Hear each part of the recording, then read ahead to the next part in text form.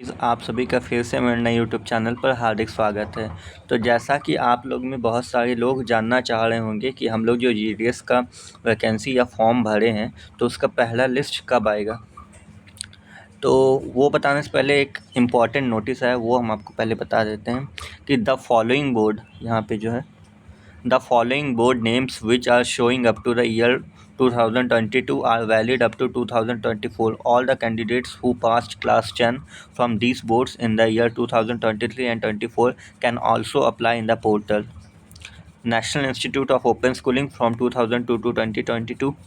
Indian Certificate of Secondary Education with 7 subjects from 18 to 22. And Indian certificate of secondary education with 6 subject from 2018 to 22। तो इसमें notice में कहा जा रहा है कि जैसे कि 3 बोर्ड है, तो ये 3 बोर्ड का जो भरने का ये दिखा रहा था ईयर, तो वो 2022 तक ही दिखा रहा था।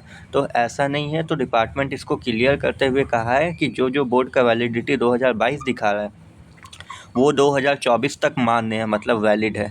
तो आप लोग अगर NIOS से या ICSE विथ 7 सब्जेक्ट और ICSE 6 सब्जेक्ट के साथ मैट्रिक पास किए हैं, उसमें 2022 ही दिखा रहा है। तो अगर आप 23-24 में भी किए हैं तो उसी को भर दीजिए, क्योंकि वो मान्य होगा 24 तक। तो अगर आप किए हैं तो वो आपका मान्य होगा, और यही सब है।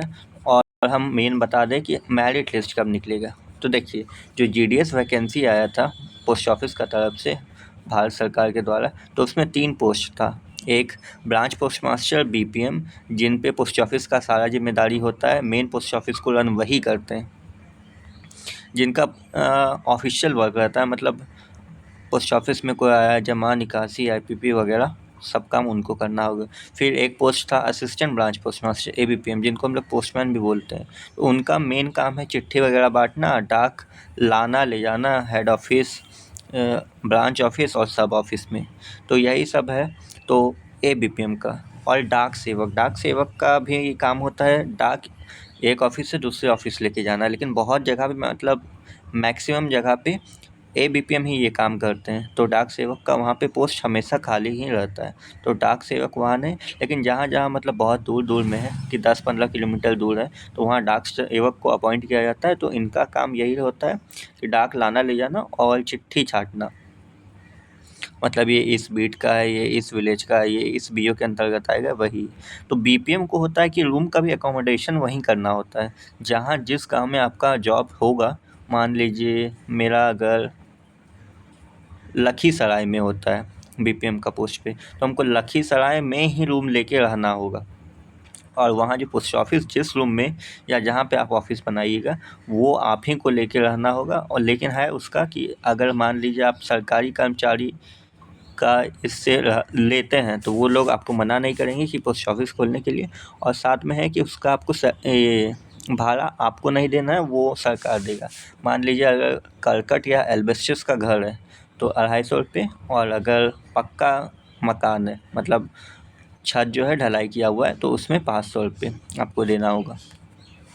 ये हो गया ABPM में। बस एक तो ये है कि उनको रूम वगैरह तो लेना नहीं है, लेकिन है कि उनको भी वही विलेज में रूम लेके रहना होगा।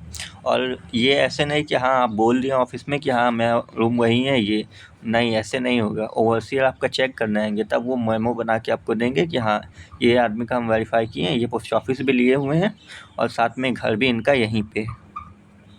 लेकिन डाक सेवक को नहीं है, वो मतलब HO के अंतर्गत, या तो वो HO के आसपास रूम ले सकते हैं या तो BO। वो अपना मतलब थोड़ा दूर भी अगर लेंगे तो उनका चलेगा। तो ये है रजिस्ट्रेशन। ये अब यहाँ से आपका मेन है कि कब निकलेगा रजिस्ट्रेशन। जो होने का डेट दिया था 15 तारीख से, एक सेकेंड रुकिएगा, 15 तारीख से आपका डेट था 5 तारीख तक, 15 जुलाई से लेके 5 अगस्त तक। ध्यान रखिएगा कि 5 अगस्त के बाद आप लोग नहीं भर सकते हैं, तो कोशिश कीजिए अभी का अभी ही भर लें। उसके बाद आपका करेक्शन का विंडो, ये देखिए यही आपका सबसे मेन चीज़ है, सबसे मेन आपका यही काम आएगा।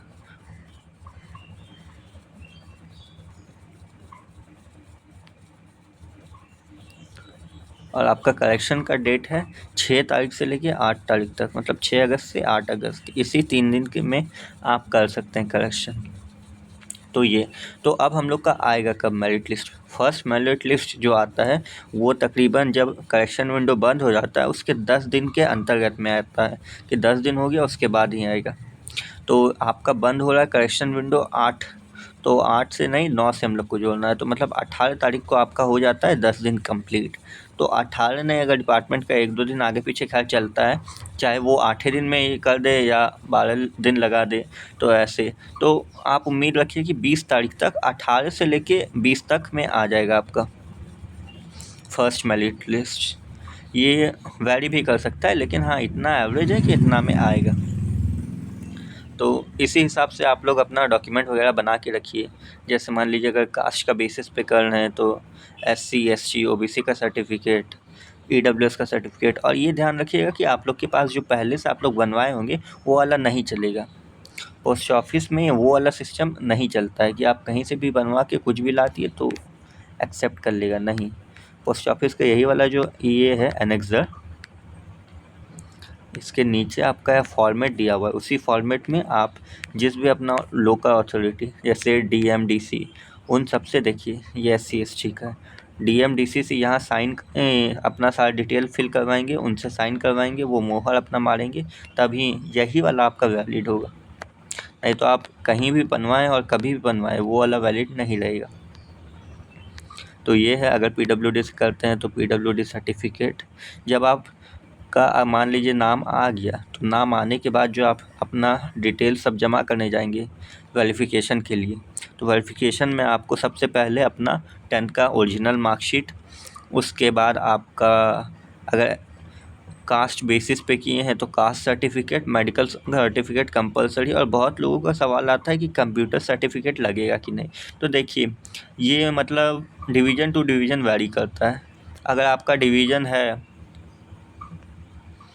कि नहीं कंप्यूटर सर्टिफिकेट, मैक्सिमम जगह कंप्यूटर सर्टिफिकेट नहीं लगता है, लेकिन आपका डिवीज़न अगर मांग रहा है तो आपको देना होगा।